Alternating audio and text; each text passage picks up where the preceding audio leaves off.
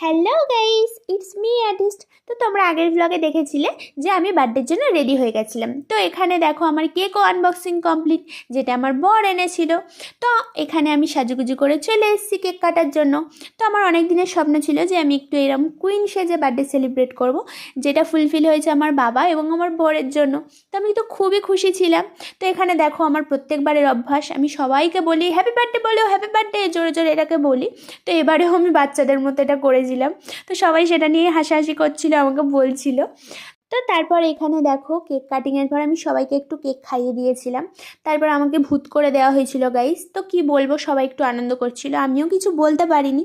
তো সব ক্লিপ তো নেওয়া হয়নি, সবার কেক খাওয়ানোর ক্লিপটা। তো বৌদি যেগুলো নিয়েছিল আমি সেগুলোকেই তোমাদের সাথে শেয়ার করলাম।